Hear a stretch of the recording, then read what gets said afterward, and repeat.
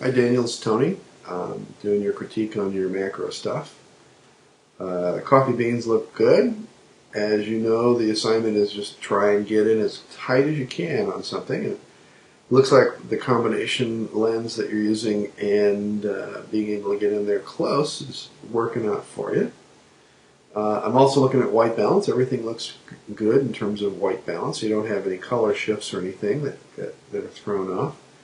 Whenever you shoot close-ups like this, you might want to use your exposure compensation.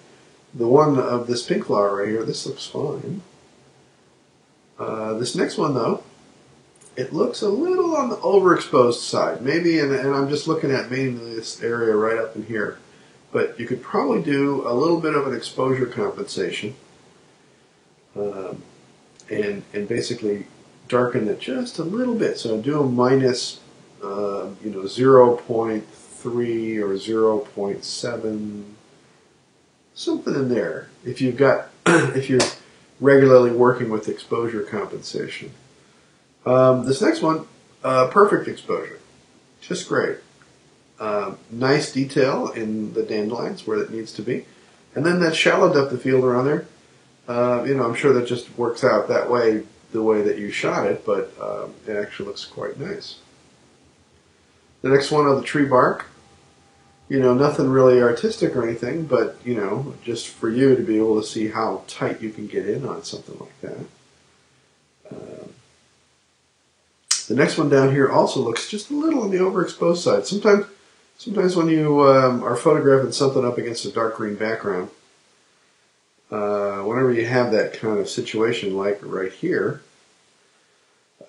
things that probably a little bit lighter in value, like this flower right here, might tend to get blown out. So you're losing some of your highlight details. So when you got a really dark green background like this, you might want to do a little bit of the minus exposure compensation, especially if you're looking through your lens and you see that, on the viewfinder, that, when you preview your picture after you shot it, that if this looks a little bit too blown out, that you might want to get a couple more shots and underexpose it intentionally in your exposure compensation.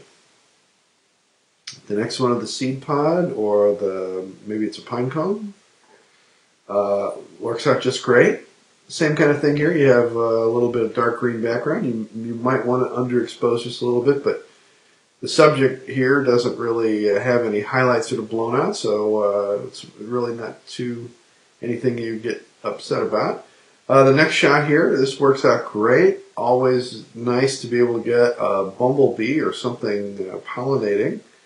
And exposure and color balance looks great. And nice action shot.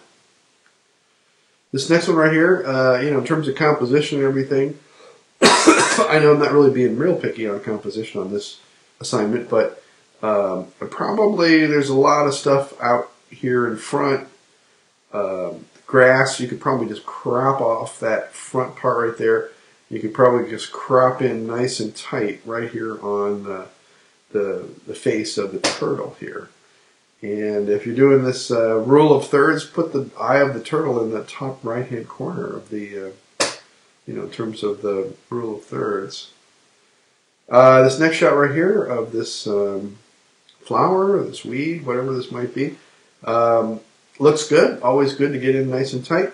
However, you might want to consider whenever you're doing this kind of thing, if your depth of field is really shallow, what needs to be in focus. And sometimes when you have things like this that are coming at you and out of the depth of field, it kind of throws things off. So you might want to consider what needs to be in focus and maybe also adjust your aperture so you have a longer depth of field, so that, if you have a subject like this and you want this in focus and you want this in focus, you might want to stop your lens down to f16, f11, something like that. But otherwise, good job getting in really nice and close and tight on everything. And thanks.